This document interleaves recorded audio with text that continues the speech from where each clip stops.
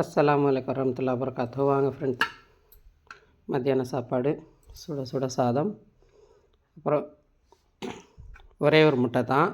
இதில் எப்படி அதிகமாக இருக்குதுன்னு பார்த்தாக்கா, கேரட்டு, கொஞ்சம் பஜ்ஜி மிளகா இருக்குது இல்லைங்களா, அந்த பஜ்ஜி மிளகா அதெல்லாம் கொஞ்சம் நல்லா பொடியாக சீவிட்டு, சின்ன வெங்காயமும் கொஞ்சம் சீவிட்டு போட்டிருக்கேன். அதனால தான் அதிகமாக நிறையா தெரியுது.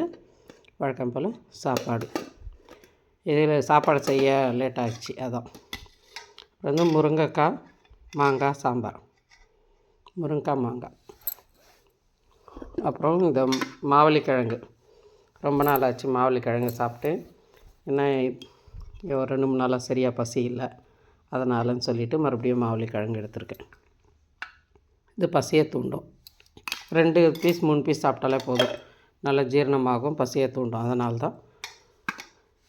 பிடிச்சிருந்தால் லைக் பண்ணுங்கள், ஷேர் பண்ணுங்கள், கமெண்ட் பண்ணுங்கள், பெல் பட்டனை தட்டி விடுங்க ஃப்ரெண்ட்ஸ். எல்லோரும் நலமாக இருக்க வேண்டும் என்று எல்லாரும் துவா செய்கிறேன். எல்லா புகழும் அல்லாஹ்வுக்கே, சாந்தியும் ஸலவாத்தும் நபி ஸல்லல்லாஹு அலைஹி வஸல்லம் மீது உண்டாகட்டும்.